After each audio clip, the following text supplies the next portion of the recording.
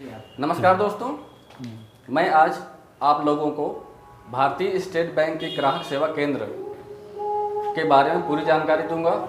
कैसे उसमें कितना फ़ायदा है, कितना नुकसान है, लेना चाहिए या नहीं लेना चाहिए, डॉक्यूमेंट क्या लगेंगे।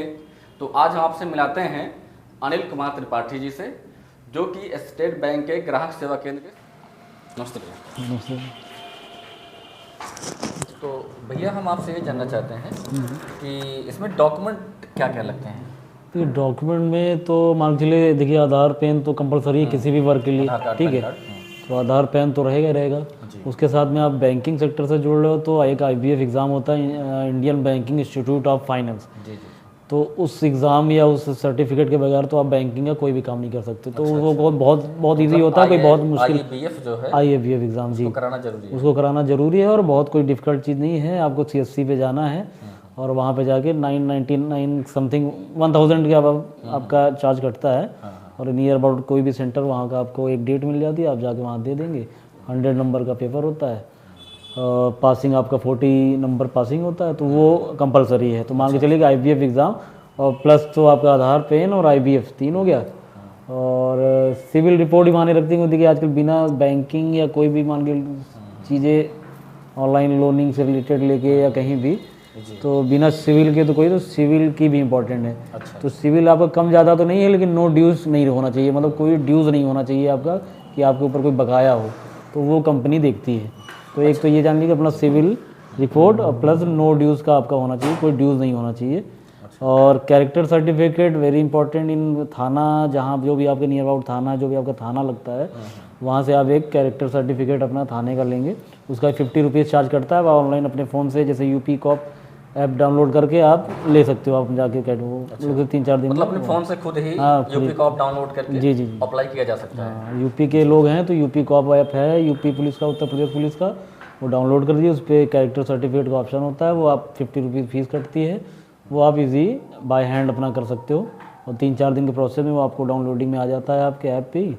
और वो तो कुल मिला के फर्स्ट ऑफ ऑल में एक आधार पैन कार्ड 2, तीसरा IBF सर्टिफिकेट 3, और आपका सिविल रिपोर्ट आप पैसा बाज़ार से निकाल सकते हो। मैं बता दे रहा हूँ, निकालने के बहुत तरीके नहीं, पैसा बाज़ार से आप, मैं एक वे बता दे रहा हूँ आपको कि पैसा बाज़ार 4, और 5वां आपका कैरेक्टर सर्टिफिकेट जो कि आपका थाने से आपको, बाकी एक आध 2 स्टाम्प वगैरह बनते हैं। हाँ वो सब बनते हैं, वो सब नॉर्मल चीज़ें हैं, वो बता कंपनी वाले से मिलके। अच्छा भैया, जैसे मान लीजिए कोई बंदा है वो नया CSP लेकर और अर्निंग करना चाहता है, तो उसमें कुछ लिमिट होती है ना, मतलब 200 खाते या ऐसा कुछ। हाँ, स्टार्टिंग कोई भी न्यू CSP है तो उनका जो एक थोड़ा सा SBI में एक एवरेज बैलेंस का कॉन्सेप्ट है कि, तो एवरेज बैलेंस को पाने के लिए मिनिमम आपको या 200 खाते, जब आप 200 अकाउंट ओपन कर लोगे तो आपको वो एवरेज बैलेंस आपका एक मेंटेन होता है 200 खातों में, जो कि आपको पर मंथ के हिसाब से आता है, मंथली।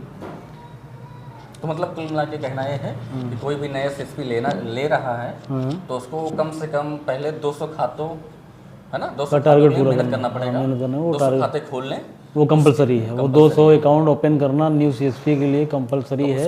उसके बाद ही उसका जो बेनिफिट है, उसका मंथली इनकम आना चाहिए। जी। अच्छा, कोई नया CSP जैसे 200 अकाउंट उसका नहीं है, मान लीजिए नया है, 200 अकाउंट नहीं है, तो उसका कमीशन लगभग 2-3 हज़ार समथिंग आएगा या ज़्यादा आएगा? समथिंग। देखिए क्या होता है, ये तो थोड़ा सा बेस है कि आप देखिए क्या है, अकाउंट ओपन तो एक मेन है ही है किसी भी सेंटर को चलाने के लिए, कि आपके भाई प्रॉपर अकाउंट रहेंगे तो प्रॉपर वो आपका कस्टमर रहेगा आपके सेंटर का, तो उसका सारा बेनिफिट आपको रहेगा। लेकिन अगर सपोज कि न्यू CSP हैं, तो अगर मान लीजिए अकाउंट नहीं मिल रहे हैं, या मिलेंगे तो है ही, लेकिन मान लीजिए स्टार्टिंग अगर जैसे इशू हो रहा है तो वो कोई बहुत चिंताजनक बात नहीं है, अकाउंट तो आएंगे थोड़ा, लेकिन आप फिर थोड़ा सा ट्रांजेक्शन पे आप फोकस करोगे, जिससे कि आपका कम से कम ट्रांजेक्शन के माध्यम से आपका जो भी अमाउंट है वो आपका बनता रहे। तो आप अच्छा ट्रांजेक्शन करिए, प्लस अकाउंट आपका होगा वो। तो भैया जो ग्राहक सेवा केंद्र है ये मतलब किस कंपनी से, जैसे कि हमने सुना है पे पॉइंट, ऑक्सीजन और फिनो और एक फिया है और अपना जीरो मास है, तो कौन सी कंपनी से आप हैं? मैं देखिए क्या है, कंपनियां बहुत सारी प्रोवाइड करा रही हैं CSP। स्टेट बैंक की मैं चलाता हूं तो मैं स्टेट बैंक के अकॉर्डिंग बात कर रहा हूं, लेकिन फिलहाल मैं जीरो मास कंपनी के थ्रू काम कर रहा हूं। तो मुझे लगता है कि जीरो मास इससे ही आप लोग लें तो ज़्यादा बेटर है। अच्छा अच्छा। अदर कंपनियां बहुत सारी हैं, सर्च करेंगे, सर्च करने पे जैसे पे पॉइंट है, ऑक्सीजन है, फिनो है, लेकिन अब जैसे मैं प्रॉपर जीरो मॉस से हूँ तो जीरो मॉस का ही प्रेफर करूँगा कि आप लोग लें तो ज़्यादा बेटर रहेगा। क्योंकि नहीं, मैंने भी थोड़ा सा सर्च किया है तो उसके हिसाब से मुझे जीरो मास हाँ जो अब बीएलएस के नाम से जाने जाते हैं तो थोड़ा सा उसकी सीएसपी ज़्यादा मिले। हाँ ये जीरो मॉस अब बीएलएस थोड़ा सा उसका ब्रॉड हो गया है मामला, तो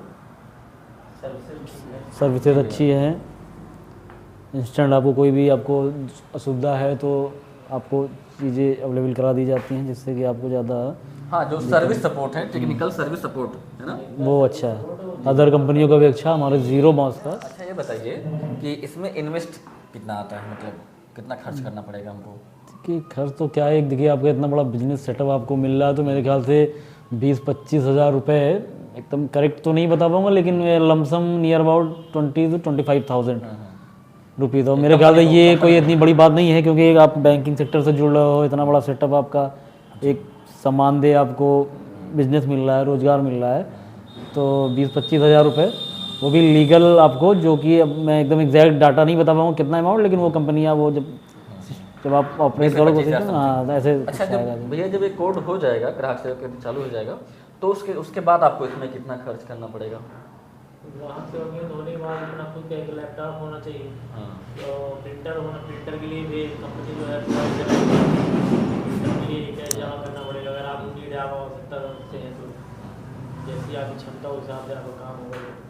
आपके पास कैश है तुरंत आप प्रिंटर मिल जाएगा। देखिए ये सारी जो भी प्रक्रियाएं जितनी भी बात की गई हैं, ये सारी आपको सिर्फ सीएसपी का कोड लेने तक की चीज़ें बताई गई हैं, लेकिन 20-25,000 समथिंग वहाँ पे कंपनीज को देने होते हैं, जी जी जी। जो आपके कोड के लिए आपको वो सारा सब लीगल प्रोसेस से होता है, डीडी के माध्यम से बैंक में जमा, फिर वहाँ से कंपनी फॉरवर्ड, हाँ, मतलब वो चीज़ें 20 से 25 हज़ार अमाउंट है, वो किसी को ट्रांसफर नहीं करना है, कोई ट्रांसफर नहीं, कोई आपको करना कंपनी के नाम से डीडी बनाना। कंपनी की डिपॉजिट मनी है, वो जो है कि सिस्टम में रहती है कि आप कहीं उसका कोई बंधक के रूप में रहती है कि हाँ जो 20,000 रुपये 25,000 आपने दे दिया तो सिक्योरिटी। अदर देखिए आपका ये सारी प्रक्रिया कोड आने के बाद देखिए क्या होता है कि फिर आपका इन्वेस्ट चालू होता है। इन्वेस्ट ये चालू होता है कि एक आपका लैपटॉप पर्सनल होगा, तो जो भी अमाउंट का आप लैपटॉप अरेंज कर सको वो आपके ऊपर है, ठीक है। एक सेकेंड आपके बाद एक प्रिंटर पर्ची जो स्लिप निकलती है कस्टमर देने के लिए, वो एक स्लिप पर, वो भी आप थर्मल प्रिंटर, छोटा प्रिंटर 18 से 2,500 तक का आ जाता है, वो भी आप अपने सुविधा अनुसार ले सकते हो। तीसरा एक आपको प्रॉपर जैसे कोई भी कलर प्रिंटर लेना पड़ेगा, क्योंकि जब आप अकाउंट ओपन करोगे सपोज करो, तो आपको जो 6-7 पन्नों के फॉर्म जो आप पूरा फिल करते हो, किसी का अकाउंट ओपन करते हो, वो फॉर्म निकलेगा, तो वो फॉर्म के लिए आपको पासबुक कलर प्रिंटर लेना पड़ेगा, एक ही हो गया।